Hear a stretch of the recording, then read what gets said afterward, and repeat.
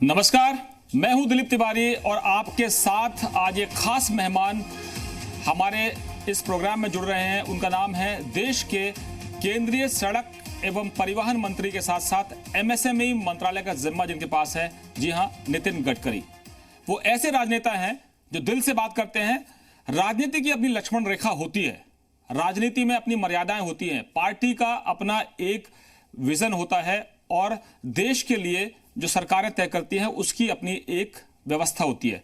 लेकिन नितिन गडकरी न केवल बिजनेस कम्युनिटी को समझते हैं बल्कि देश की जो जरूरतें हैं उसको भी बहुत बेहतरीन तरीके से समझते हैं। और बीजेपी के पूर्व राष्ट्रीय अध्यक्ष के तौर पर मैंने एक पत्रकार के तौर पर जब उनको कवर किया तो मुझे लगा कि हिंदुस्तान के कोने कोने में ऐसे बड़े नेता हैं जिनका विजन न केवल देश के लिए बल्कि पूरी दुनिया के लिहाज से बेहद अहम है। और हमारे साथ खास मेहमान के तौर पर जुड़ रहे हैं नागपुर से सीधे नितिन गडकरी जी। नितिन जी, बहुत बहुत स्वागत है आपका। नमस्कार। मेरा जब पहली बार आपसे वास्ता हुआ था तब इस तरह के सवाल जवाब मेरे होते नहीं थे। पार्टी के आप मुखिया बने थे, आप नागपुर से सीधे 11 अशोका रोड आए थे। आपके बारे में ये कहा जाता है कि जो बात करते हैं वो दिल से करते हैं। राजनेता हमेशा हमने कुर्ते में, जैकेट में और एक अंदाज में देखा है, लेकिन आपको जब हम देखते हैं तो हमको लगता है कि आप सीईओ हैं किसी कंपनी के।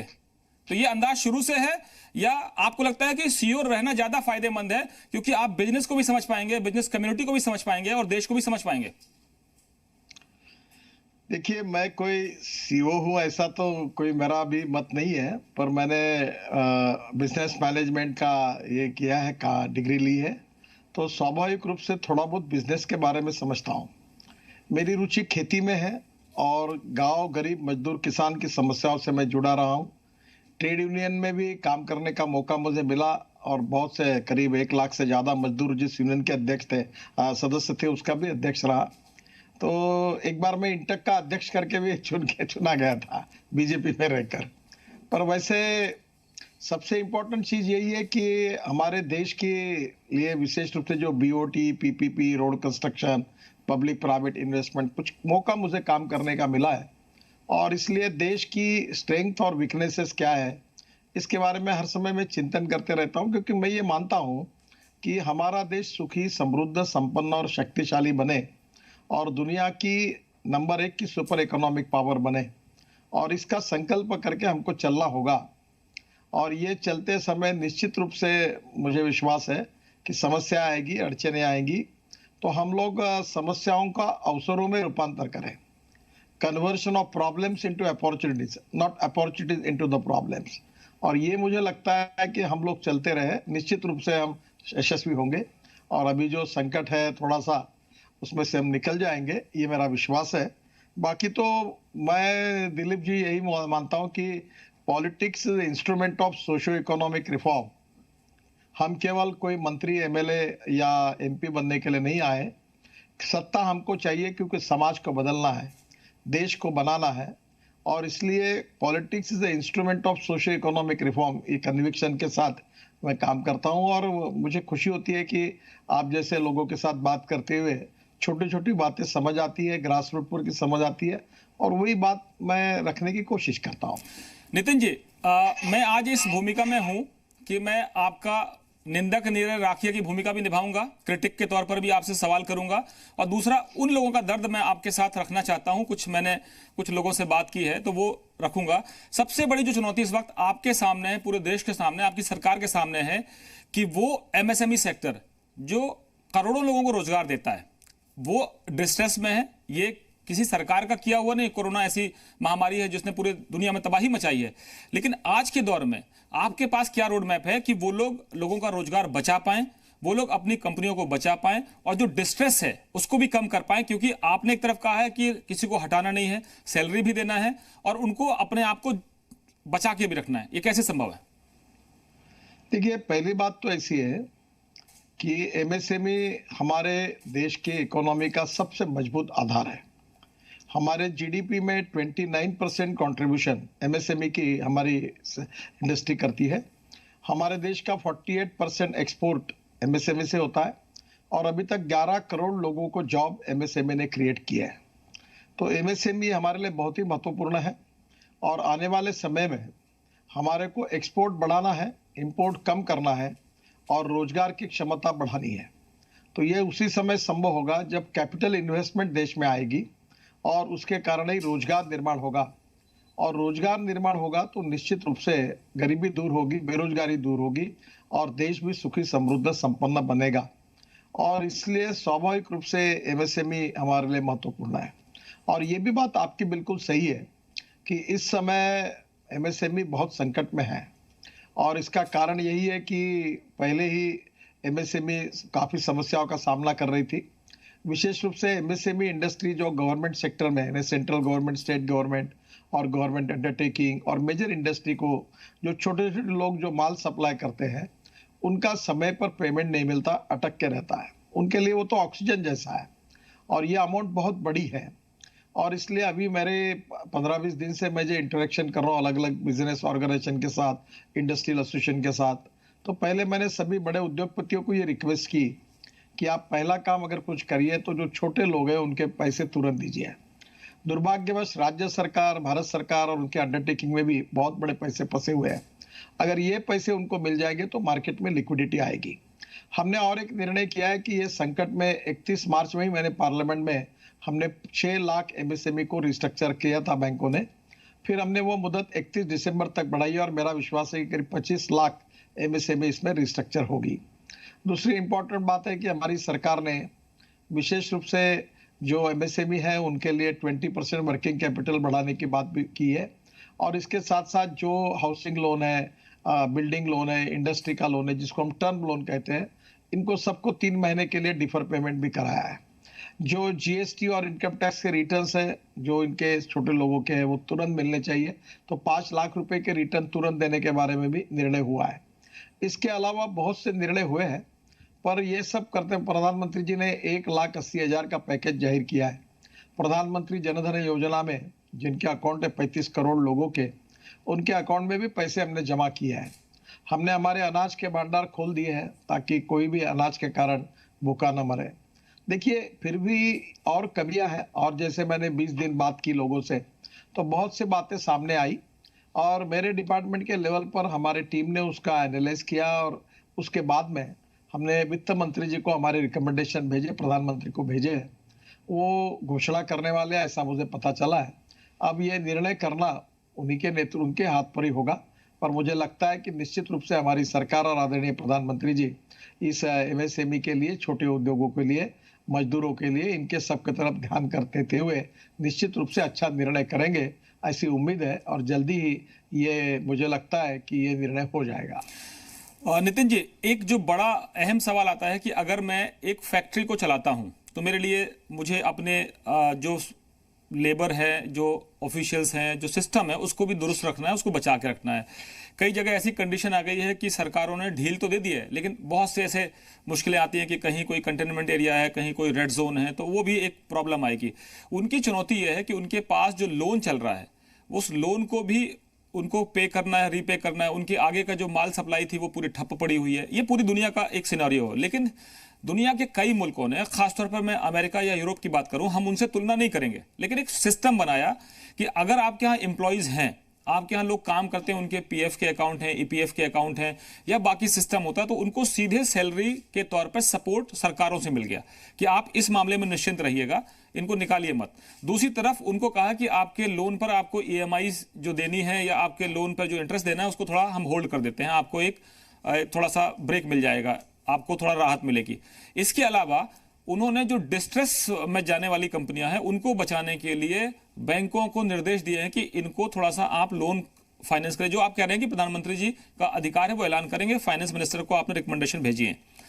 मैं जानना चाहता हूं कि कारोबारियों ने आपसे ये कहा, गुहार लगाई कि साहब हम तो मुश्किल में हैं, हमने 1 महीने की सैलरी दे दी, दूसरे महीने की सैलरी देने की स्थिति में है नहीं, लेबर सारी जा चुकी है, लोग अपने अपने घरों को भाग रहे हैं, ये फैक्ट्रियां रीओपन कैसे होंगी, हम कैसे खड़े होंगे, हमारे तो दोनों पैर बंद गए। देखिए पहली बात तो ऐसी है कि जापान ने इस कोरोना संकट का सामना करने के लिए अपने जीडीपी की 12% अमाउंट कम से कम उसके लिए प्रोविजन की है, जहां तक अमेरिका ने $2 ट्रिलियन की प्रोविजन की है। पर एक बात दिलीप जी याद रखिए कि जापान की इकोनॉमी और अमेरिकन इकोनॉमी, इसमें बहुत हमारी इकोनॉमी इसमें बहुत अंतर है। सबसे इम्पोर्टेंट चीज़ ये है कि आज सभी लोग अड़चन में हैं। हमारे एमएसएमई अड़चन में है, हमारे मजदूर माइग्रेंट हैं वो निकल गए, उनको खाने की स्थिति में अड़चन है। बेरोजगारी से वो भी बहुत ही सामना कर रहे समस्याओं का। हमारी बैंक स्ट्रेस में है, वो भी बड़ी चैलेंज से चल रही है। हमारी कुछ राज्य सरकारें जिनको अगले महीने में तनख्वाह देने के लिए पैसे नहीं है, और भारत सरकार का भी रेवेन्यू ड्रॉप हुआ है। तो अड़चने सबके लिए है। हमें यही करना है कि सबको साथ लेकर आगे चलना है, कोई फिसल न जाए। सबको संभाल कर, जैसे अटल जी ने कहा था कि कदम से कदम मिलाकर चलना होगा, हम सब स्टेक होल्डर कदम से कदम मिलाकर चलेंगे, किसी को गिरने नहीं देंगे, किसी को फिसलने नहीं देंगे, और सब एक दूसरे को संभाल कर आगे निकल जाएंगे इस संकट से। यही हमारा प्रयास है। और इसलिए जो भी प्रॉब्लम्स आपने सामने रखे हैं, उन सब प्रॉब्लम को हम एड्रेस भी कर रहे हैं, हम लोगों से बातचीत भी कर रहे हैं। और सबसे इम्पोर्टेंट चीज़ मैं आपको बताता हूँ दिलीप जी, इसमें सबसे बड़ी बात कौन सी है कि पॉजिटिविटी और आत्मविश्वास, सेल्फ कॉन्फिडेंस, ये बहुत इंपॉर्टेंट है। निगेटिविटी से फ्रस्ट्रेशन, निराशा आएगी। और इसलिए संकट तो जीवन में आते ही है। कभी खुशी होती है, कभी गम होता है, कभी सूरज होता है, कभी अंधेरा होता है, कभी अच्छे दिन होते हैं, कभी बुरे दिन होते हैं, कभी प्रॉफिट मिलता है, कभी लॉस होता है। ये सब साइकिल है।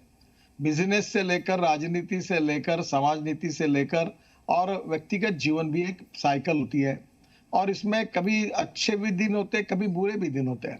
पर पहली बात यह है कि हम हिम्मत के साथ, हम पूरी ताकत के साथ, आत्मविश्वास के साथ इस संकट का सामना करेंगे।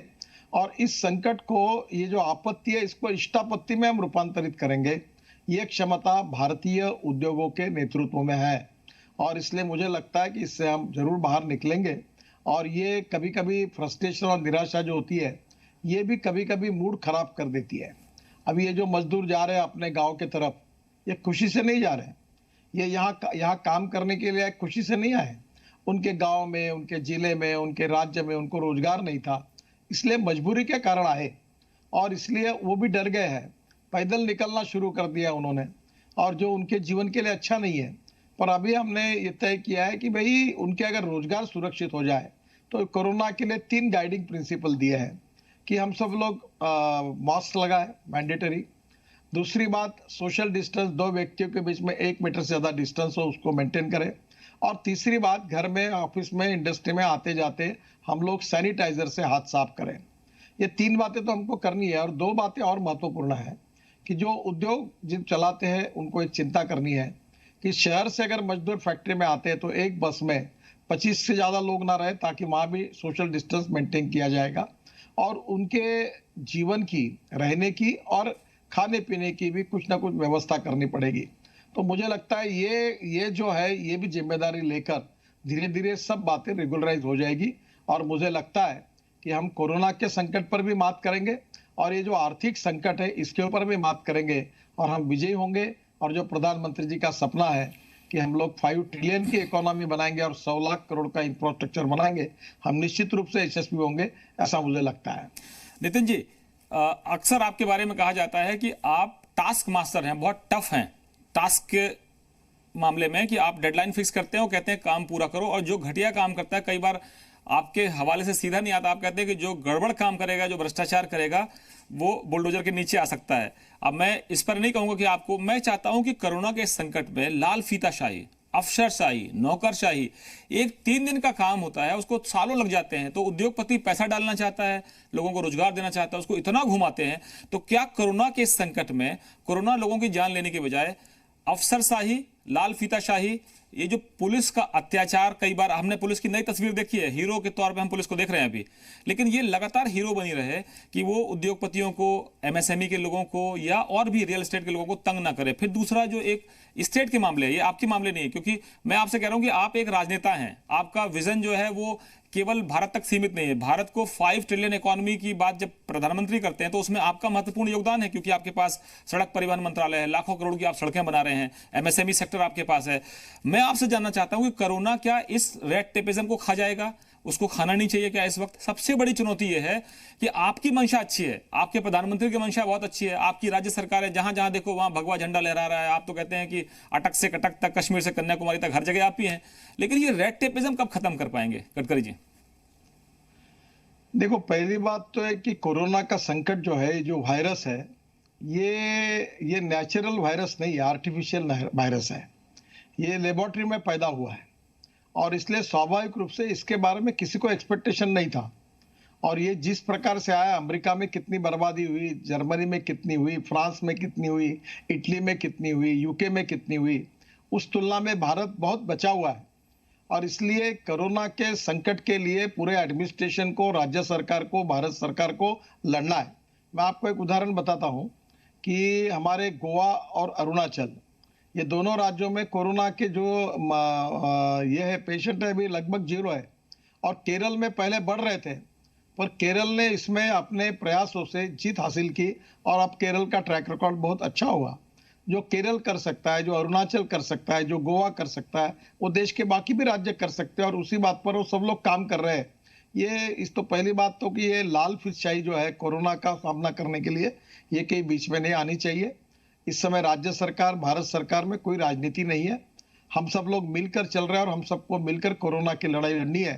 पर एक बात जरूर है कि ये अनएक्सपेक्टेड लड़ाई है। इसका कोई पूर्वानुमान नहीं था, इसका कोई अंदाज नहीं था। ये पहली बार आया, जैसे मैंने कहा कि ये आर्टिफिशियल वायरस है। इसके दो ही उपाय हैं। एक, कि इसके ऊपर कोई वैक्सीन तुरंत ढूंढा जाए।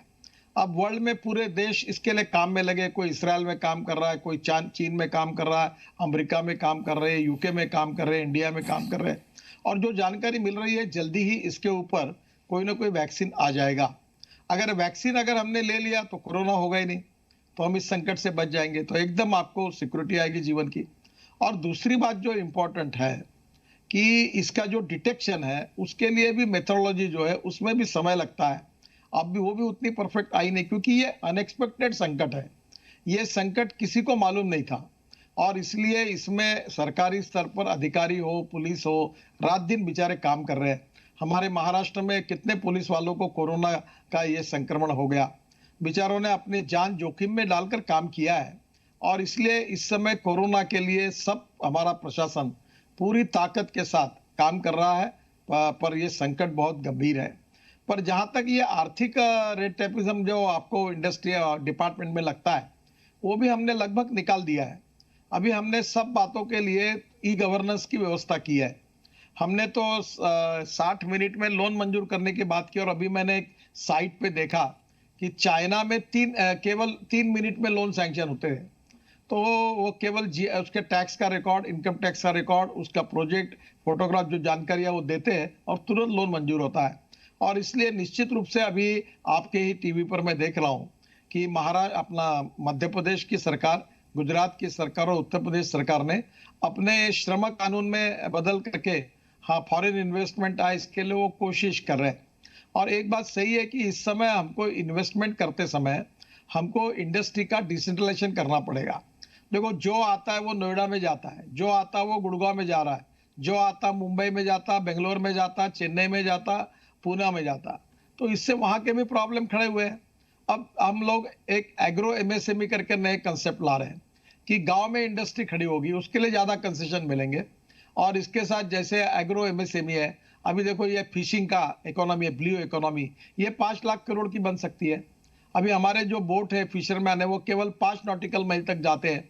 अभी हम 100 नॉटिकल माइल जाने वाले स्पेशल हमने ये तैयार किए हैं ट्रॉलर, कि जो हम लोग फिशरमैन को देने वाले एमएसएमई के अंदर, ताकि वो 100 नॉटिकल माइल जाएंगे तो फिशिंग का उत्पादन 5 गुना बढ़ेगा। तो धीरे धीरे हमें एग्रीकल्चर, रूरल, ट्राइबल, यहाँ भी ध्यान देकर वहाँ इंडस्ट्री जानी पड़ेगी और वहाँ रोजगार खड़ा करना पड़ेगा। और अगर वो खड़ा हुआ वहाँ रोजगार, तो वो लोग काहे के लिए मुंबई में आएंगे, काहे के लिए चेन्नई, बेंगलोर जाएंगे, काहे के लिए दिल्ली आएंगे। तो ये थोड़ा सा उद्योगों का विकेंद्रीकरण कैसे करना, इसका भी हमने थोड़ा सा अध्ययन किया है। हम ये कोशिश करेंगे कि ये कैसे पहुंचे। दूसरा, हैंडलूम, हैंडीक्राफ्ट, खादी ग्रामोद्योग, आपने पता होगा कि हमारा टर्नओवर विलेज इंडस्ट्री का इस साल 87,000 करोड़ है और अब उनको 2 साल में 5 लाख करोड़ करना चाहते हैं। हमारे गाँव में जैसे इथेनॉल की इंडस्ट्री है, मैं चाहता हूँ कि 500 डिस्टिलरी खोले। अभी हम लोग शुगर केन से, मोलाइसिस से इथेनॉल बनाते थे, शुगर केन जूस से इथेनॉल बनाते थे, फिर बीएवी मोलाइसिस से बनाते थे। अब इतना ही नहीं, तो अभी हम लोग कॉर्न, मक्के से इथेनॉल बनाने की परवानगी दे रहे हैं। फूड ग्रेन से, चावल से, गेहूं से। हमारे पास 3 साल लगेगा इतना गेहूं और चावल पर्याप्त है, वो सड़ रहा है। हमारे पास रखने के लिए जगह नहीं है। आज हमारे पास 2 साल तक है शुगर। आज उत्तर प्रदेश के चीनी मिलों की हालत खराब है, तो सरप्लस शुगर है। और इसलिए ऐसे स्थिति में क्यों नहीं हम उसको इथेनॉल में कन्वर्ट करें, क्योंकि हम 7 लाख करोड़ का पेट्रोल डीजल इंपोर्ट कर रहे हैं। मैं 10-12 साल से इसका पीछा कर रहा हूँ। अब बड़े प्रमाण पर यह शुरू हुआ है। अब जो सड़े हुए चावल से, वुड ग्रेन से भी अब इथेनॉल बनेगा। और आपको मैं बताता हूँ, महाराष्ट्र में जब ये सैनिटाइजर था, इसके लिए 1200 रुपये लीटर रेट हो गया था। मैं भी, हमारे यहाँ 2-3 शुगर फैक्ट्री हम लोग चलाते हैं किसानों के साथ, तो मैंने सब शुगर मिल को कहा कि आप सैनिटाइजर बनाइए, अल्कोहल बनाते हैं। और हमने 400, पहले 1 लाख बॉटल तो फुकट बांट दी, और अभी 400 रुपये लीटर भाव कर दिया। और इतना सरप्लस सैनिटाइजर हुआ है कि मैंने पीयूष गोयल जी को रिक्वेस्ट की कि अब इसको एक्सपोर्ट करने की परमिशन दो, क्योंकि प्रोडक्शन बहुत बढ़ गया। तो मुझे क्या लगता है कि आखिर हमको जो इंपोर्ट हो रहा है वो माल देश में तैयार करना होगा। ग्रामीण और कृषि क्षेत्र में, वनवासी क्षेत्र में हमको उद्योग ले जाने होंगे, वहां रोजगार खड़ा करना पड़ेगा। और इसीलिए मैं आपको कहूंगा, जब आप मुझे पूछोगे तो जरूर मुझे हमारे नए 22 ग्रीन एक्सप्रेस हाईवे के बारे में पूछे। बिल्कुल, उस रोड के बाजू में हम स्मार्ट अभी बिल्कुल पूछ रहा हूँ। पहले नितिन जी, आपके जो नए प्रोजेक्ट हैं वो आप जैसे सुपर हाईवे बनाना चाहते हैं, आप जो हाईवे बनाना चाहते हैं, जरा मैं एक क्रेडाई जो हमारी रियल एस्टेट कारोबारियों की जो संस्था है, उसका क्या चिंता है इस वक्त रियल एस्टेट को? लेकिन सीधे आपका डिपार्टमेंट भले ना आए, लेकिन आपकी सरकार है, आप सरकार में प्रमुख मंत्री हैं, इसके करीब देश भर में 20,000 मेंबर्स हैं, और उनका क्या एक आपसे एक निवेदन है, जरा आप सुन लीजिए पहले, फिर मैं आपसे सवाल करता हूं। नमस्कार नितिन जी। नितिन जी, इस दौर से निकलने के लिए सारे व्यापार को, बिजनेसेस को, इंडस्ट्री को लिक्विडिटी की जरूरत है। अगर सरकार आरबीआई के साथ मिलके ऐसी इंस्ट्रक्शंस बैंकर्स को दे और ऐसा कंफर्ट दे कि वो सब बिजनेसेस को जितनी भी उनकी सैंक्शन लिमिट्स हैं उसमें 10 से लेकर 20% तक और एडवांसेस दे दिए जाएं, तो कोविड से बाहर निकलने के बाद सब व्यापारियों के लिए, इंडस्ट्री के लिए आसान हो जाएगा अपने काम को दोबारा ट्रैक पे लाने के लिए। क्या कहेंगे नितिन जी? नहीं, इनका कहना सही है। इस समय रियल एस्टेट के लिए ही नहीं, के लिए आरबीआई से हमको क्या जो वर्किंग कैपिटल लिमिट है वो 20% तक बढ़ानी पड़ेगी। इस प्रकार जी लिक्विडिटी का प्रॉब्लम है। पर रियल एस्टेट का प्रॉब्लम यह है कि इन्होंने बड़े बड़े फ्लैट्स बना के रखे हैं, और इस देश में 10 लाख रुपए का घर लेने की ताकत रखने वाले लोग 1% है, और वो खत्म हो गए। अब ये फ्लैट लेने के लिए बहुत कम लोग हैं, और इसलिए इनकी समस्या पहले से ही खड़ी हुई है। अब इन्होंने low cost housing, affordable housing, smart village, जिसमें 5 लाख 7 लाख रुपए का घर बने 10 लाख के अंदर, और गांव में भी लो कॉस्ट मटेरियल, अच्छा क्वालिटी का यूज करके, हम कोई क्वालिटी के साथ कॉम्प्रोमाइज न करते हुए 400 स्क्वायर फुट के छोटे छोटे घर बनाए, स्मार्ट विलेज बनाए, तो पोटेंशियल है और इसमें निश्चित बिजनेस भी है। थोड़ा सा इनको भी बिजनेस पैटर्न बनाना पड़ेगा। पर जो आदत पड़ी थी कि मुंबई में, पूना में, दिल्ली में बड़े बड़े फ्लैट बना रहे थे, मार्जिन अच्छी मिल रही थी, फ्लैट करोड़ों में जा रहे थे, वो परिस्थिति अब खत्म हो गई। तो समय के साथ बदलना भी होगा, और ये रियल एस्टेट बहुत कठिनाई से जा रही है। और मैं मानता हूं कि इसके बारे में निश्चित रूप से रिजर्व बैंक में या बैंकों में या फाइनेंस मिनिस्ट्री में जब जब हमारी चर्चा होती है, तो मैंने कहा 10 साल के लिए हाउसिंग लोन मिलता है, तो मैंने सुझाव दिया था कि ये 20 साल के लिए कर दो, ताकि इसका ईएमआई कम होगा तो लेने वालों की संख्या बढ़ जाएगी। फिर कहा कि जो फ्लैट बन चुके हैं, तैयार है, सरकार के लिए, हम सरकारी नौकरों के लिए हम मानते हैं, ये हम खरीद लें, ताकि सस्ते में मिल जाएंगे और तुरंत मिल जाएंगे, ताकि इनकी भी लिक्विडिटी आएगी। और सबसे इंपॉर्टेंट चीज जो उन्होंने कही है कि मार्केट में लिक्विडिटी आनी चाहिए, और लिक्विडिटी आने के लिए इंफ्रास्ट्रक्चर के काम को हमको गति देनी होगी। अब जैसे रोड कंस्ट्रक्शन में हमने पिछले 5 साल मेरे मंत्री पद के कार्यकाल में हमने करीब 17 लाख करोड़ के वर्क अवार्ड किए, पोर्ट, शिपिंग, वाटर रिसोर्सेस और रोड में। और अभी हमने तय किया है कि हमारा इसमें रोड में 2 साल में 15 लाख करोड़ के रोड के हम काम अवार्ड करेंगे, ताकि मार्केट में लिक्विडिटी आए। और ये बात है कि मार्केट में लिक्विडिटी नहीं आएगी तो लोगों की परचेसिंग पावर नहीं बढ़ेगी। परचेसिंग पावर नहीं बढ़ेगी तो ये जो बिजनेस का चक्र है ये गतिशील नहीं होगा। और ये बिल्कुल हमारी कोशिश यही है कि इंफ्रास्ट्रक्चर में कैपिटल इन्वेस्टमेंट आकर लिक्विडिटी मार्केट की कैसे बढ़े और हमारी इकोनॉमी का चक्र और गति से कैसे चलेगा, ये कोशिश हम लोग कर रहे हैं। नितिन जी, आपके पास सबसे अहम जो मंत्रालय है वो है सड़क परिवहन मंत्रालय। आपके पास दिल्ली मुंबई हाईवे का ड्रीम प्रोजेक्ट है, आपके पास 22 ग्रीन जो हाईवेज हैं, ग्रीन कॉरिडोर जो आप बना रहे हैं। मैं आपसे जानना चाहता हूं कि जब आप काम करते हैं, जो आपका अंदाज है और जो बिजनेसमैन जो चाहता है कि भाई साहब ये लाल फीताशाही खत्म कर दीजिए, क्योंकि बहुत से प्रदेशों में आपकी सरकारें हैं, वहां पर भी वो संकट से जूझते हैं। ऐसा नहीं मैं कह रहा हूं कि ये बीजेपी की सरकारें इसलिए लाल फीताशाही, मैं कह रहा हूं कि जो बिजनेसमैन के सामने सबसे बड़ी चुनौती है, एक तो लाल फीताशाही से परेशान रहता है, दूसरा वहां पर जो उनसे खाने वाले, लूटने खसोटने वाले, चाहे वो कोई हो, वो चाहे वो अपराधियों की एक पूरी गैंग हो या अंडरवर्ल्ड, अब तो वो खत्म हुआ है, लेकिन कुछ लोग स्थानीय स्तर पर उसको परेशान करते हैं। तीसरा वो परेशान रहता है, अपने आपस की लड़ाई झगड़े से परेशान रहता है कि इतनी मुकदमेबाजी हो जाएगी कि वो प्रोजेक्ट ही आगे नहीं बढ़ेगा। इसके बाद जो सबसे बड़ी चुनौती उसके सामने है कि जो 3 दिन का काम है वो सालों अटकता है और उस पर तमाम तरह के कानून लागू होते हैं। जो लोग काम नहीं करते, जो आपने अभी कहा कि एमपी की सरकार ने, यूपी की सरकार ने, गुजरात की सरकार ने बड़े बदलाव किए हैं, जो लोग मानते हैं कि क्रांतिकारी बदलाव होंगे, लेकिन अगर लाल फीताशाही ने फिर शिकंजा कस दिया तो बदलाव कागज में रह जाएंगे। देखिए, पहली बात तो ऐसी है कि लाल फीताशाही तो मोदी जी आने के बाद काफी बड़े प्रमाण पर गई है। अभी जैसे मैं आपको बताता हूं कि मैं 17 लाख करोड़ के काम अवार्ड कर चुका हूं पिछले 5 साल में। हमारा बजट शिपिंग में 800 करोड़ का था और हमने सागरमाला करके प्रोजेक्ट लिया था, वो 6.5 लाख करोड़ का था।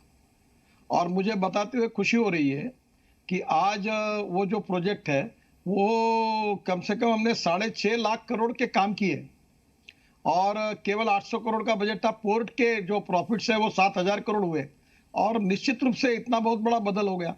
तो मुझे क्या लगता है, लाल फीताशाही को बदलने में मोदी जी की सरकार ने बहुत बड़ा इनिशिएटिव लिया है। रेड टैबिज्म को हम निकाल देंगे, ई गवर्नेंस को लाएंगे और जो इंस्पेक्टर राज है उसको पूरी तरह खत्म कर देंगे और निश्चित रूप से भ्रष्टाचार, जो सबसे बड़ा हमारी जड़ है, जो हमारी समस्या है, इसको उखाड़ कर फेंकेंगे। पूरी ट्रांसपेरेंसी के साथ, time bound, result oriented, corruption free, ऐसी सरकार, यही हमारी सबसे बड़ी विशेषता है और यही हम इसके लिए निश्चित रूप से आपकी बात से मैं सहमत हूं कि ये लाल फीताशाही को हम उखाड़ कर फेंकेंगे। हम मंत्री हैं, हम पॉलिसी डिसीजन लेंगे, हम ले सकते हैं और अगर हम इसमें आग्रह करेंगे तो निश्चित रूप से काम हो सकता है और काम हम कर सकते हैं।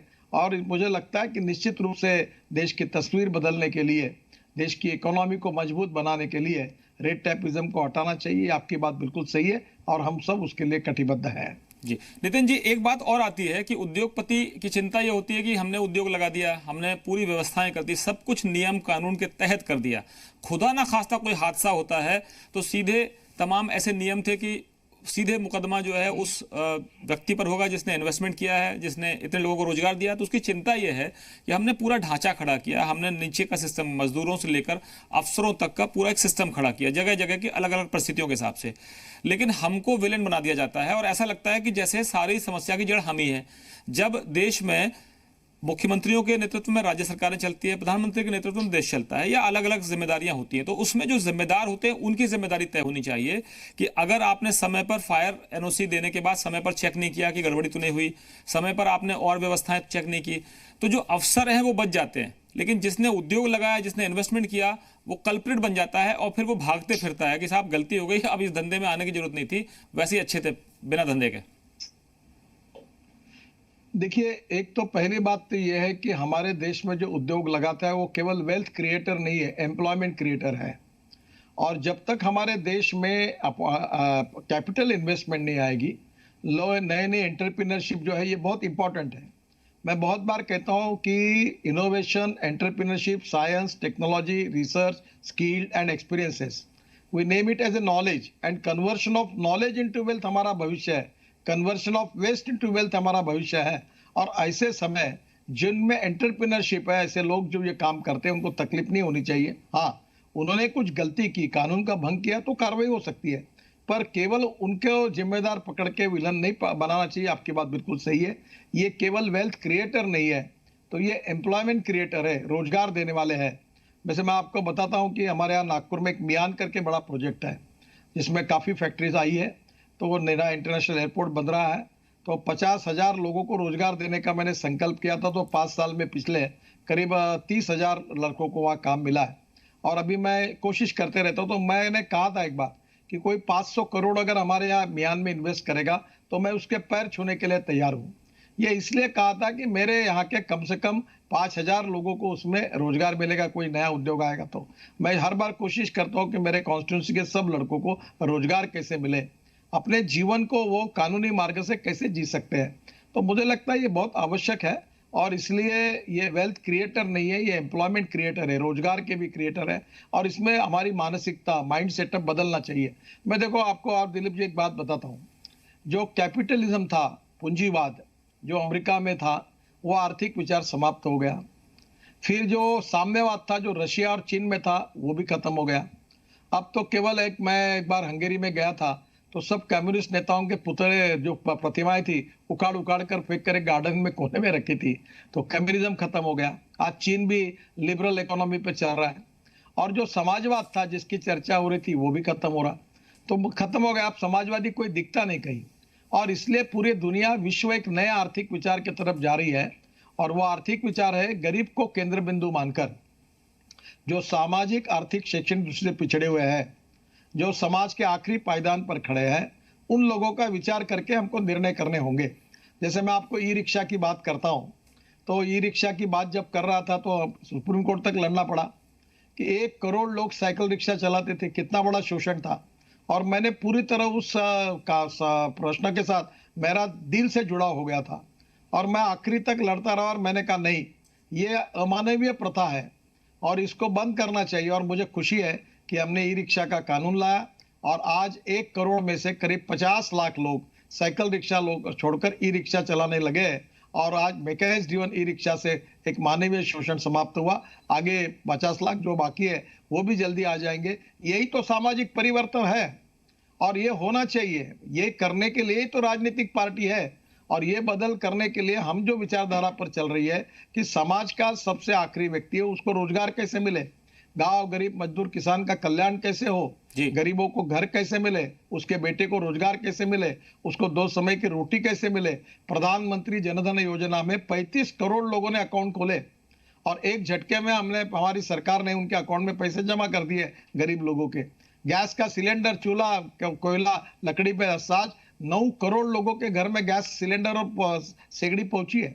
तो यही तो परिवर्तन है। प्रधानमंत्री आवास योजना में घर बनाने की योजना हुई। तो मुझे लगता है ये कार्य और गति से करना होगा, अभी तक और ज्यादा करने की आवश्यकता है और ये करने के लिए ही सरकार है, ये समझकर हम सब ने काम करने का हमारा सबका मिशन है और निश्चित रूप से इसमें हम कामयाब होंगे, ऐसा मुझे लगता है। नितिन जी, एक बहुत बड़ी बात है जो शायद इस वक्त हमारे दर्शक जुड़े हैं वो आपको सुन रहे होंगे कि एक मंत्री जो एक पोस्टर लगाने वाले पार्टी के कार्यकर्ता से लेकर पार्टी के राष्ट्रीय अध्यक्ष के पद पर पहुंचा और शायद कहा जाता था कि नागपुर से कोई व्यक्ति ऐसा नहीं आया होगा जो नितिन गडकरी के जैसे आए, जिनको राष्ट्रीय अध्यक्ष बनाया गया। संघ का वरदास्त्र आपके पास था, लेकिन आपका काम जो है वो बोलता है और नारा किसी का हो मैं नहीं कह सकता। लेकिन मैं आपको जब से मैंने एक पत्रकार के तौर पर कवर किया है तो आप दिल से बात करते हैं। आपने कहा कि मैं पैर पकड़ने के लिए तैयार हूं जो इतनी पूंजी लगाएगा और मेरे लोगों को रोजगार देगा। मैं आपसे सवाल कर रहा हूं उन लोगों की तरफ से जो वेल्थ क्रिएटर है, जो एम्प्लॉयमेंट जॉब क्रिएटर्स हैं, उनको तो पैरों पर लिटाने के लिए पूरे सिस्टम के लोग लग जाते हैं कि किस तरह से उसको अपने पैरों पर झुका दो, किस तरह से उससे पैसे ले लो, किस तरह से उसको बर्बाद कर दो। क्योंकि आप मानते हैं आप देश की सबसे बड़ी जो पूरी व्यवस्था है उसके एक आप डिसीजन मेकर हैं, आप पॉलिसी मेकर हैं, आप संसद के अंदर खुलकर बात करते हैं। और मैंने जितना आपको करीब से कवर किया देखा है कि विरोधियों में भी आपके अच्छे मित्र हैं। वो बात पार्टी के विरोध की होगी, आपके व्यक्तिगत दुश्मनी शायद मुझे लगता है नहीं बहुत ज्यादा लोग होंगे। लेकिन जो आप बात कर रहे हैं ये नीचे वालों को समझ में क्यों नहीं आती, आपकी राज्य सरकारों को क्यों नहीं समझ में आती जो आप बात कर रहे हैं? देखिए, सबसे इंपॉर्टेंट चीज है कि हमारे समाज में जात, पंथ, धर्म, भाषा और पार्टी से ऊपर उठकर हमको सोचना होगा। समाज में गरीबी है, भूखमरी है, अज्ञान है और शिक्षा का अभाव है और इसलिए स्वाभाविक रूप से लोग जात, पंथ, धर्म, भाषा के आधार पर भी विचार करते हैं। और अभी तक जो सोच हमारे पूरे समाज की बदलनी चाहिए, जिसके लिए महात्मा गांधी जी से लेकर दीनदयाल उपाध्याय जी से लेकर डॉक्टर राम मनोहर लोहिया तक हजारों लाखों नेताओं ने कितने मेहनत और परिश्रम किए, फिर भी जिस प्रकार का देश, जिस प्रकार का समाज हमको बनाना था, अभी उसमें और काफी अंतर हमको जाने की आवश्यकता है। और इसलिए इस समाज के हर व्यक्ति को बदलना होगा। पंडित जवाहरलाल नेहरू दो बातें कहते थे कि India is not a nation, it is a population. और दूसरी बात कहते थे कि जितने व्यक्ति है उतने प्रश्न है, जितनी समस्या है। और मुझे लगता है कि हमारा कार्य, सब लोगों को हम बदलेंगे, उनको एक सही सोच आएगी, सही दिशा आएगी, सही विजन आएगी, तो निश्चित रूप से देश में ये जो परिवर्तन की प्रक्रिया है ये निश्चित रूप से गतिशील बनेगी और निश्चित रूप से हम समृद्ध, संपन्न और शक्तिशाली देश में रूपांतरित होंगे। पर ये एक प्रक्रिया है। देखो, एक बार मजाक में हमारे यहाँ दत्तोपंत ठेंगड़ी जी बहुत बड़े चिंतक थे, तो वो कहते थे कि every politician thinks about his next election and every socio economic reformer he thinks from century to century. जो समाज और देश बदलने की बात करते हैं वो 100 साल का सोचते हैं, और जो राजनीति में होते हैं वो 5 साल का सोचते हैं कि अगला चुनाव कैसे होगा। तो मुझे लगता है कि हमको देश के लिए, समाज के लिए सोचकर राजनीति करनी होगी और निश्चित रूप से इसमें बदल आएगा। हमारी 5 साल में जो सरकार आई है उसमें काफी परिवर्तन आया, फिर भी और बहुत ज्यादा काम करने की आवश्यकता है और वो काम हम करेंगे और एक ऐसी आदर्श स्थिति में देश को लेकर जाएंगे। यही हमारे पार्टी का विचार है और यही हमारा मकसद है और यही हमारा उद्देश्य है। केवल हम 2-4 लोग कोई मंत्री बनने के लिए, एमपी बनने के लिए थोड़ी राजनीति में आए। हमको समाज और देश को बदलना है, इसीलिए आए हैं और इसके लिए हम आखिरी तक अपने जीवन के काम करते रहेंगे। और जब तक ये हासिल नहीं होता तब तक पीढ़ियों से पीढ़ियों तक हमको चलना होगा और लोगों को साथ लेकर चलना होगा, यही समझकर हमको काम करना होगा। गडकरी जी, आपको लोग पुलकरी के नाम पर भी जानते हैं। इतने पुल बना दिए थे आपने महाराष्ट्र में और इतने सारे, नागपुर को एकदम शक्ल बदल दिया आपने, मेट्रो और पता नहीं क्या क्या। मैं जरा एसोचैम से जुड़े हुए कुछ और नुमाइंदे हैं, उनकी बात सुना देता हूं कि जो एसोचैम से जुड़े हुए लोग हैं, इन्वेस्टमेंट और कैपिटल मार्केट के चेयरमैन हैं एस के जिंदल साहब, वो आपसे कुछ बात रखना चाहते हैं, रियायत मांग कर रहे हैं। जरा उनको सुन लेते हैं, फिर आपका एक रिएक्शन लेता हूं। माननीय गडकरी जी, नमस्कार। मेरा नाम एस के जिंदल है और मैं एसोचैम को रिप्रेजेंट करता हूं। चाइना एक्सपोर्ट में इसलिए सफल है क्योंकि वहां की सरकार एक्सपोर्ट को फेवर करती है, सपोर्ट करती है और सब्सिडाइज करती है। 31 मार्च 20 तक जो इंटरेस्ट इक्वलाइजेशन स्कीम हमारे एमएसएमई सेक्टर को अवेलेबल थी, अनिश्चित काल के लिए बंद हो गई है। 40 दिन हो गए लेकिन कोई खबर नहीं। इससे खराब एक्सपोर्ट के हालात और खराब हो गए। मेरा सुझाव है कि आप इसको और खराब होने से बचाएं और इंटरेस्ट इक्वलाइजेशन स्कीम को 5 साल के लिए और बढ़ा दें। गडकरी जी, हाँ, ये जो बात इन्होंने कही है बिल्कुल सही है। देखिए, चाइना ने जिस प्रकार से प्रगति और विकास किया है वो हमारे सामने एक मिसाल के रूप में है। पर आज स्थिति ऐसी है कि चाइना के बारे में जापान के प्रधानमंत्री ने कहा कि जो जापानियों ने चाइना में अपनी इंडस्ट्री डाली और इन्वेस्टमेंट की है, अगर वो चाइना के बाहर आना चाहते हैं तो उनके लिए जापान की सरकार ने बहुत बड़ा पैकेज दिया है। अब इस समय अमेरिका से लेकर जर्मनी, जापान से लेकर हर व्यक्ति, हर देश अब चाइना के साथ कोई व्यवहार नहीं करना चाहता। अब चाइना के प्रति हेट्रेट है और इसीलिए ये ब्लेसिंग इन डिस्गाइज है, आपत्ति में इष्टापत्ति है। और मुझे बिल्कुल लगता है कि इस समय चाइना ने जो जो प्रयोग किए थे उनका सबका हम अध्ययन कर रहे हैं। जैसे अलीबाबा का एक था कि उन्होंने पोर्टल बनाया मार्केटिंग का, तो उसी आधार पर हम भी देश में एक एमएसएमई को पोर्टल बनाने की कोशिश कर रहे हैं। और इसलिए आने वाले समय में इस संकट का रूपांतर, इस आर्थिक लड़ाई का रूपांतर आपत्ति का हम इष्टापत्ति में करके हिंदुस्तान को सुपर इकोनॉमिक पावर बनाएंगे। और हमने इस परिस्थिति का एडवांटेज लेना चाहिए, एक्सपोर्ट को बढ़ाना चाहिए, इंपोर्ट को कम करना चाहिए। और स्वाभाविक रूप से हमारी जो एमएसएमई है उन्होंने अपनी टेक्नोलॉजी को अपग्रेड करना चाहिए और फॉरेन इन्वेस्टमेंट अपने यहाँ लाने की पूरी कोशिश करनी चाहिए। हम भी इसके लिए काम पे लगे, राज्य सरकार भी लगी है। मैंने ज्वाइंट सेक्रेटरी इसके लिए एक जिम्मेदारी दी है। सभी देश के एम्बेसडर से भी हम बातचीत कर रहे हैं और ये बिल्कुल सही है। जो बात अभी जिंदल साहब ने कही है कि ये जो स्कीम के बारे में, तो मुझे भी लग रहा था कि ये स्कीम शुरू है, पर मुझे इसकी अभी जानकारी नहीं है। पर ये इनकी बात पर मैं तुरंत ध्यान दूंगा और इसको एक्सटेंशन देने के, अगर दे सकता हूं तो पूरे देने का काम करूंगा। और मैं उनको ये कहूंगा कि जैसे भी ये लॉकडाउन बंद होता है और मैं दिल्ली में आता हूं तो मुझे मिलने के लिए आइए, जरूर मैं इसका समाधान ढूंढकर आपको मदद करूंगा, ऐसा विश्वास देता हूं। गडकरी जी, आपको पुलकरी इसलिए नहीं कहा जाता क्योंकि आप ब्रिज का काम करेंगे इंडस्ट्रीज के बीच में, सरकार के बीच में, कंसर्न मिनिस्ट्रीज के बीच में। और मैं आपको एक पत्रकार के तौर पर ये मानता हूं कि आप खुले दिल से बात करते हैं और बातों पर अमल भी करते हैं, क्योंकि आप पॉलिटिशियन तो हैं, लेकिन आप जिस तरह की पॉलिटिक्स करते हैं वो बहुत बिरले लोग करते हैं। और मैं आपसे एक चीज़ और जानना चाहता हूं कि आज के हालात में अगर हम चाइना को काउंटर करना चाहते हैं, प्लान जो आपने कहा कि ये ब्लेसिंग इन डिस्गाइज होगा, ये विपत्ति के समय में हमारे लिए एक नई अपॉर्चुनिटी आ रही है सामने, मैं आपसे पूछना चाहता हूं कि यूपी की सरकार ने, एमपी की सरकार ने और कई सरकारों ने अपने अपने लेवल पर एफर्ट्स किए हैं, चाहे वो गुजरात की सरकार भी हो, क्या नेशनल लेवल पर ये बताते हुए ना बताते हुए डिप्लोमेसी को आप बेहतर समझते हैं, इंटरनेशनल पॉलिटिक्स को आप बेहतर समझते हैं, इंटरनेशनल जो पूरा एक एटमॉस्फेयर इस वक्त चाइना के खिलाफ है उसको आप बेहतर समझते हैं, क्योंकि आप वर्ल्ड वाइड, आप बहुत वाइडली ट्रेवल्ड पॉलिटिशियन भी हैं। तो अगर मैं बात करूं कि एक काउंटर स्ट्रेटेजी बनानी पड़ेगी आपको, कि दुनिया इस वक्त हमारी तरफ देख रही है, चाहे वो मेडिसिन का मामला हो, चाहे वो और भी सप्लाई का मामला हो, मेडिकल से जुड़ा हुआ हो, दुनिया इसलिए भी देख रही है कि हम इतने मुश्किलों में रहने के बावजूद मजबूत रहते हैं। हम अमेरिका की तरह नहीं है, हम इटली की तरह नहीं है, हम बाकी यूरोपियन कंट्रीज की तरह नहीं कि हम घुटने टेक दें, क्योंकि हम लड़ने में माहिर माने जाते हैं और कम चीज़ों में गुजारा कर लेते हैं, और वसुधैव कुटुंबकम हमारी पॉलिसी है। मैं आपसे जानना चाहता हूं एक मंत्री के तौर पर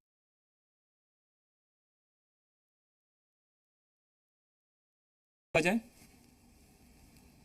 देखो, मैं निश्चित रूप से कहता हूं, हम बिल्कुल जी जान से इसके पीछे लगे हैं। हमारी जगह अवेलेबल कर रहे हैं, हम पूरी परमिशन उनको तुरंत दे रहे हैं। श्रम कानून एक अड़चन थी जिसके कारण लोग आ नहीं रहे थे, उसको लोगों ने बदल दिया है। और वाटर, पावर, ट्रांसपोर्ट, कम्युनिकेशन हमारे पास है। इसके साथ port connectivity, railway connectivity, air connectivity पूरी अवेलेबल करके देंगे। और इसलिए आने वाले समय में हमारे देश में फॉरेन इन्वेस्टमेंट आए, बड़े बड़े इंडस्ट्री आए, हमारे लोगों को रोजगार मिले और हमारे देश का ग्रोथ बढ़े, हमारे देश का एक्सपोर्ट बढ़े और हमारे देश का विकास हो। इसके लिए पूरी पूरी ताकत के साथ हम काम को लगे हैं। इतना ही मैं आपको बताना चाहता हूं। हमारी ये सबसे बड़ी प्रायोरिटी है कि जितने ज्यादा से ज्यादा उद्योग चाइना से निकलेंगे वो हिंदुस्तान में कैसे आएंगे, और ये हमारे यहाँ आकर हमारा जैसा चाइना आज एक सुपर इकोनॉमिक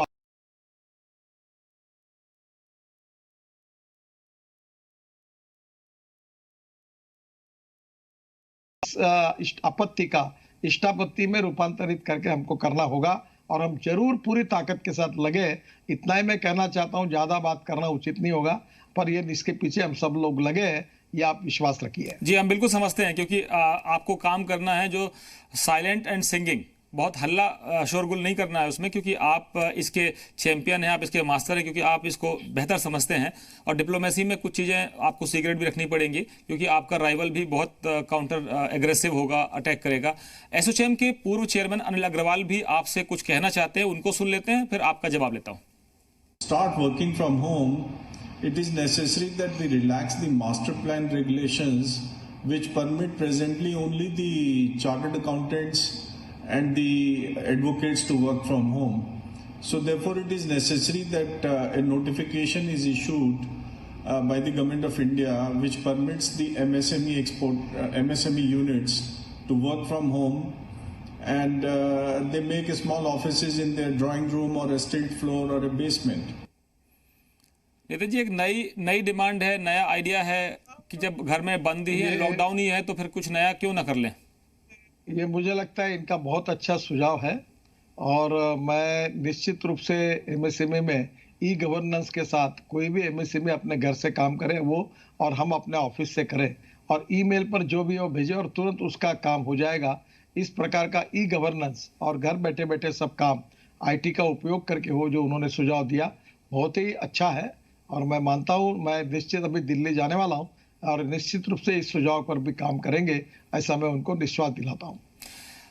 एक और चीज मैं आपसे पूछना चाहता हूँ नितिन जी, कि हमने बहुत कुछ सीखा भी है। इस दौरान संकट था, हमने घर में रह के सीखा कि हमको खाने के लिए 2 वक्त और सुबह का नाश्ता मिल जाए और 2 वक्त का खाना मिल जाए, या ना मिले तो एक ही वक्त मिल जाए, लेकिन गुजारा हो जाए। छोटा घर चाहिए, क्योंकि झाड़ू पोछा बर्तन खुद ही करने पड़ रहे हैं, क्योंकि आपके जो हेल्पर्स हैं, जो बेड्स हैं, ये सब अपने अपने घरों में, उनको लॉकडाउन की स्थिति में रहना पड़ रहा है। इसके अलावा हमने ये भी सीखा है कि रोजगार चलते रहना चाहिए, बहुत ज़्यादा जरूरत नहीं, बड़ी गाड़ी, बड़ा बंगला, बड़ी ज़मीन, बड़े फार्म हाउस, ये नहीं चाहिए। एक व्यक्ति की बात कर रहा हूँ मैं, एक छोटे परिवार की बात कर रहा हूँ। तो हमने कम में जीना तो और सीख लिया, और कम में जीना सीख लिया। अब आप सरकार से मैं ये जानना चाहता हूँ कि सरकार क्या इस संकट से लोगों को बचाने के लिए उनकी छोटी छोटी ज़रूरतों को पूरा करने के लिए कोई एक मैकेनिज्म बनाएगी कि भाई आपका अगर रोजगार चला गया है, आपको कोई संकट है, आपके पास कोई ऐसी मुश्किल आ गई, तो हम आपको महीने, 2 महीने, 4 महीने, 6 महीने मदद करेंगे, क्योंकि सब मिलकर मदद करेंगे। जैसा आपने कहा कि सबको मिलकर साथ आना होगा, तभी ये चुनौती से लड़ेंगे। क्योंकि बहुत से लोग सड़कों पर, आपने देखे तस्वीरें, लोगों को कहा गया कि आप घर से मत निकलिए, सरकारें छोड़ रही हैं, आपके घर तक छोड़ के आएंगी, लेकिन वो नहीं मान रहे हैं। इसी तरह से जिनके जॉब्स चले गए हैं या जिनकी फैक्ट्रियां शट डाउन हो गई क्योंकि उनके भी सामने मुश्किलें खड़ी हो गई, तो ऐसे लोगों के लिए क्या संदेश है आपका? देखिए, पहली बात तो ऐसी है कि सरकार लगातार सोशल वेलफेयर की अनेक स्कीम चलाता है। अटल पेंशन योजना तो मजदूरों के लिए है। प्रधानमंत्री जन धन योजना में अकाउंट खोले गए, जिसके कारण उनको डेबिट कार्ड दिया गया गरीब लोगों के लिए जो बिल्कुल ही गरीब है। सबसे इंपॉर्टेंट, गैस के सिलेंडर सिगड़ी भी दी गई। फिर प्रधानमंत्री आयुष्य योजना में उनके लिए हेल्थ इंश्योरेंस की तैयारी हो गई। मैं मानता हूं कि आप सबसे इंपॉर्टेंट चीज़ है, और मैं आज आपके मार्फत एमएसएमई के छोटे छोटे लोगों को, जो छोटा चाय की टपरी वाला भी लगता है, उसको अनुरोध करूंगा कि तुम एमएसएमई का रजिस्ट्रेशन कर लीजिए। कितने लोगों को रोजगार देते हैं उनका नाम दीजिए, आपको कोई तकलीफ नहीं होगी। पर सरकार की जो जितनी स्कीम है वो स्कीम आप पे आएगी, बैंकों का आपको लोन मिलेगा और इसका फायदा होगा। क्या होता, बहुत से लोग सरकार में रजिस्टर ही नहीं होते, तो उनके कर्मचारियों को भी फायदा नहीं होता और उनको भी नहीं होता। तो मुझे लगता है कि आने वाले समय में अगर निश्चित रूप से अगर ये हो जाएगा तो ये लोग कवर भी होंगे और इनको फायदा भी मिलेगा। सरकार की ऑलरेडी 5-6 स्कीम्स है, सब स्कीम को इकट्ठा करके, ये टी स्टॉल वाला है, होटल में कोई छोटा सा रेस्टोरेंट है, यहाँ के काम करने वाले लोगों तक, हमारे मजदूरों तक वो स्कीम के फायदे कैसे मिले, इसको हम कवर करना चाहते हैं। और इसलिए मैं एमएसएमई वाले सभी छोटे छोटे लोगों को आह्वान करूंगा कि आप रजिस्ट्रेशन करा लीजिए। रजिस्ट्रेशन कराने में आपको बैंकों की फैसिलिटी मिलेगी, अटल पेंशन योजना की फैसिलिटी मिलेगी, आपको जनधन योजना में मजदूरों के अकाउंट होंगे, उनको डेबिट कार्ड मिलेगा, आगे जाकर उनको भी लोन मिलेगा। तो मुझे लगता है कि हम लोग धीरे धीरे सभी प्रकार के गरीब लोगों को अलग अलग प्रकार के स्कीम में कवर कर रहे हैं। आपको पता होगा कि हार्ट या कैंसर की बीमारी कितनी कठिन है, पर प्रधानमंत्री आयुष्य योजना में गरीब लोगों के डायलिसिस ऑपरेशंस होने लगे। तो यही तो है कि हम लोग अगर रजिस्टर हो जाएंगे, डाटा सरकार के पास आ जाएगा, रजिस्ट्रेशन हो जाएगा, तो गवर्नमेंट उनको उस प्रकार से स्कीम बनाएगी और सबको उसको फायदा होगा। उन्होंने इसमें अपने को रजिस्टर करना चाहिए, डरना नहीं चाहिए, कोई तकलीफ नहीं होगी, कोई इंस्पेक्टर नहीं आएंगे, कोई इनकम टैक्स नहीं आएगा। आपको ये करने से आपका फायदा ही होगा और आपके साथ जो काम करने वाले लोग हैं उनका भी फायदा होगा। तो ये रजिस्ट्रेशन करिए, सरकार पूरी तरह जो बात आप कहते हैं वो करना चाहती है, यही मैं विश्वास के साथ कह रहा हूँ। Nitin ji, national real estate development council एक और संस्था है जो बिल्डर्स से जुड़ी हुई है, उनकी एसोसिएशन के वाइस प्रेसिडेंट हैं, वाइस चेयरमैन हैं, वो कुछ कहना चाहते हैं, प्रवीण जैन साहब, उनको सुनते हैं, फिर आपका एक जवाब लेता हूँ। माननीय गडकरी जी, मेरा नाम प्रवीण जैन है, मैं रियल एस्टेट इंडस्ट्री को रिप्रेजेंट करता हूँ।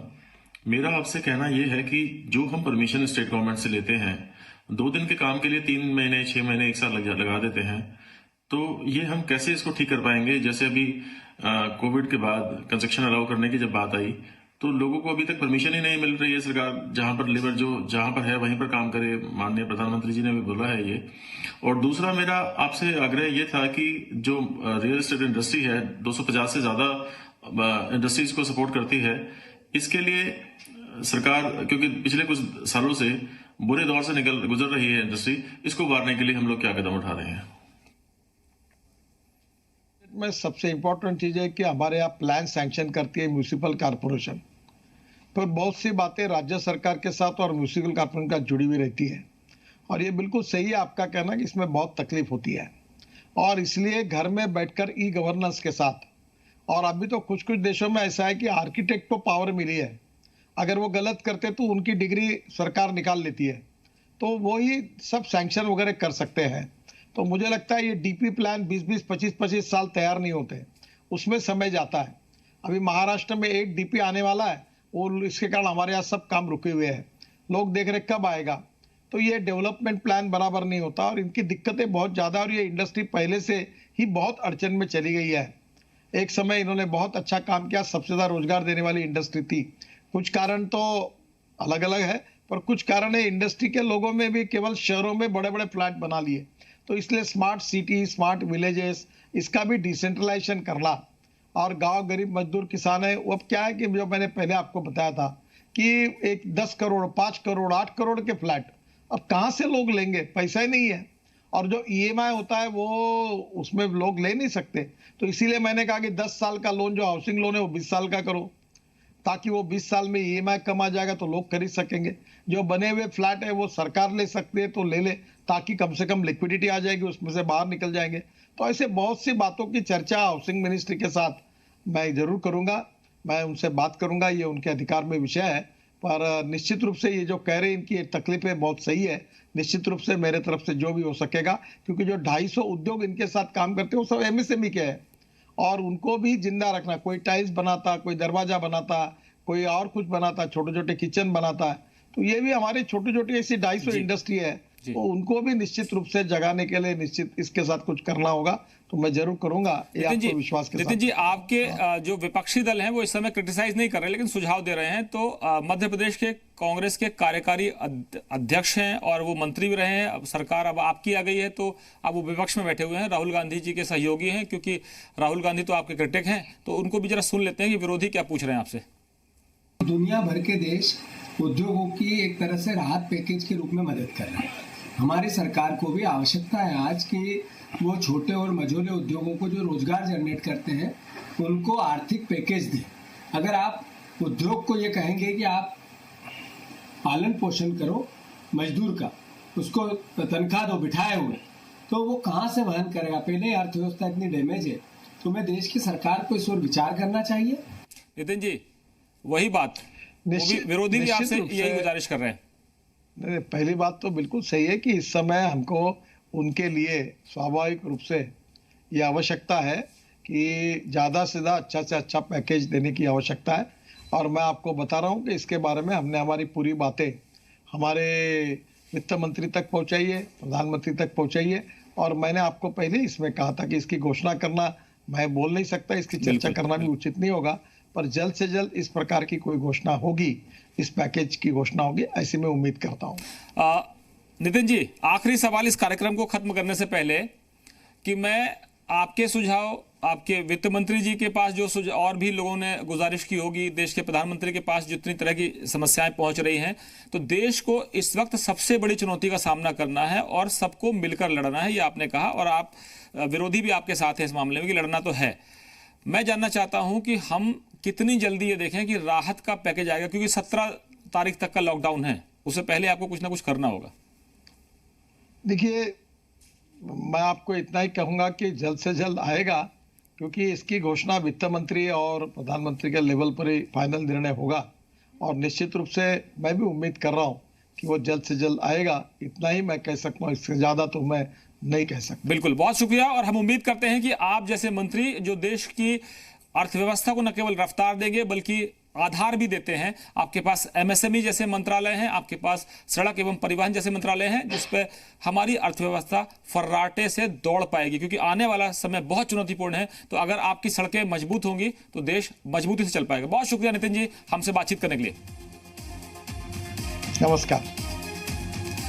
तो आपने सुना, देश के सड़क परिवहन और एमएसएमई मंत्री बेबाकी से अपनी बात रखते हैं, खुलकर अपनी बात रखते हैं, और जो उद्योगों की चिंता उसको बहुत ही अच्छे से समझते हैं। ये जरूरी है कि जैसे मंत्री नितिन गडकरी हैं, वो कहते हैं कि जो रोजगार देगा, जो पैसे इन्वेस्ट करेगा, हम उनके पांव पकड़ने के लिए तैयार हैं, लेकिन ये सबको समझना होगा, सभी राजनीतिक दलों को समझना होगा, पूरी ब्यूरोक्रेसी को समझना होगा, और मुझे उम्मीद है कि ये चर्चा सुनकर सब इस बात पर अमल जरूर करेंगे। बहुत शुक्रिया।